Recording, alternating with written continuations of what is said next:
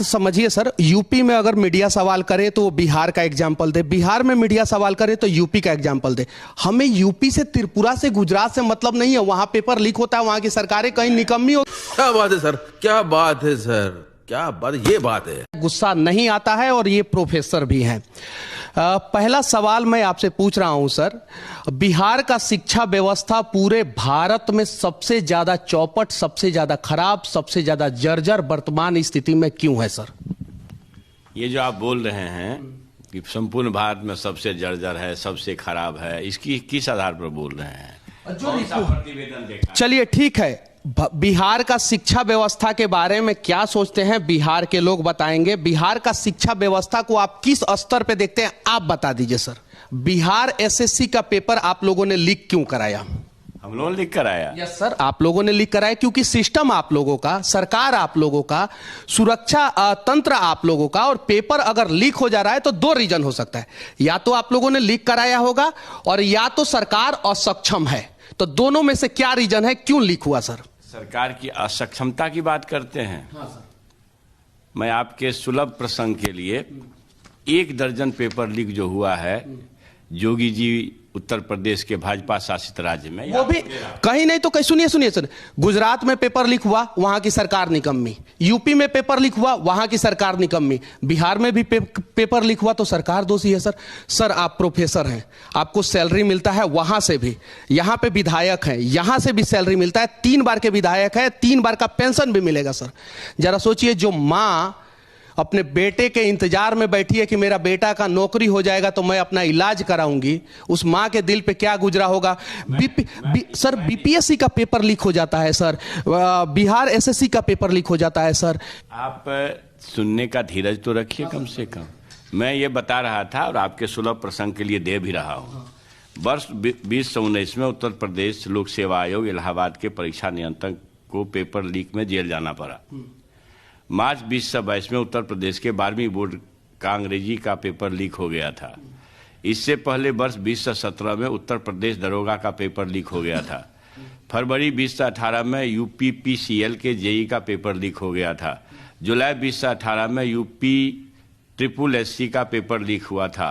STF ने तत्काल पुष्टि की था, परीक्षा रद्द किया गया था। सितंबर 2018 में यूपी ट्रिपल एससी ने नलकूप ऑपरेटर भर्ती का पर्चा लीक हुआ था। अगस्त 2021 में यूपी बीएड परीक्षा पेपर लीक हुआ था। नीट एग्जाम का पेपर सितंबर 2021 में लीक हुआ था।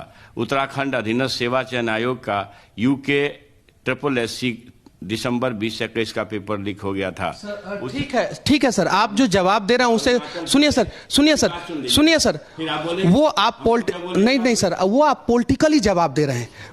बात समझिए सर, यूपी में अगर मीडिया सवाल करे तो वो बिहार का एग्जाम्पल दे, बिहार में मीडिया सवाल करे तो यूपी का एग्जाम्पल दे। हमें यूपी से, त्रिपुरा से, गुजरात से मतलब नहीं है। वहां पेपर लीक होता है, वहां की सरकारें कहीं निकम्मी होगी तब।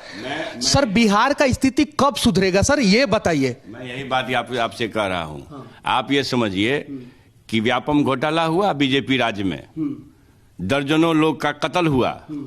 हमारे बिहार में पेपर लीक हुआ और 24 घंटे बदमाश किए और सामाजिक तत्व किए और 24 घंटा के अंदर लोग जेल में है। आप समझिए कि ये मैकेनिज्म सरकार ने डेवलप किया और ऐसा कोडिंग हुआ जो हमारा मिसाल है। इसलिए मैं आपसे कह रहा था। आप तो ठीक है, इसके लिए आप धन्यवाद के पात्र हैं कि आपने कोडिंग किया। अब आपसे एक और सवाल मैं पूछना चाहता हूं, आगे से पेपर लीक होगा कि नहीं होगा, इसके लिए आप लोग जो है क्या इंतजाम किए हैं सर? ये सब तरह के मैकेनिज्म पर काम किया जा रहा है, लेकिन मैं ये कह रहा हूं कि सतयुग, द्वापर, त्रेता, किस युग में चोर नहीं हुए हैं, किस युग में फर्जी लोग पैदा नहीं हुए हैं।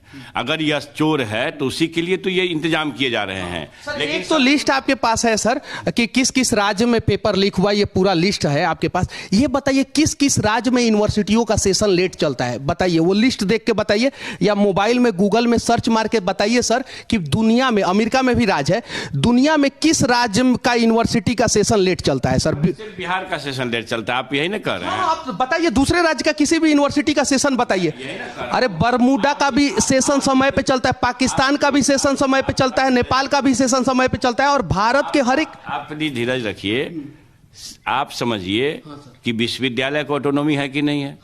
विश्वविद्यालय कृषि कंट्रोल में है।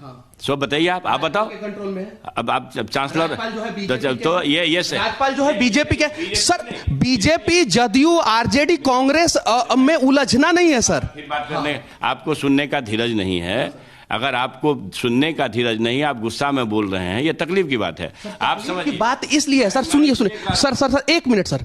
आप नहीं, आप 3 बार विधायक, सुनिए, आप 3 बार विधायक नहीं है तो आप मैक पकड़ करके तो आते हैं, भगवान जाने क्यों आते हैं। आप सुन तो लीजिए ना, कम से कम सुनने का धीरज रखिए। आप भी कहीं से सीख के आए हैं तो हम नहीं कुछ कर सकते हैं। मेरा ये कहना है कि जिस बात के लिए जवाबदेह संपूर्ण रूप से राज्यपाल सचिवालय है, ये सवाल उनसे जाके करना चाहिए। हम किसी बीजेपी या जदयू की बात नहीं कर रहा हूं, क्योंकि सीधे एडमिनिस्ट्रेटिव कंट्रोल राज्यपाल सचिवालय का है।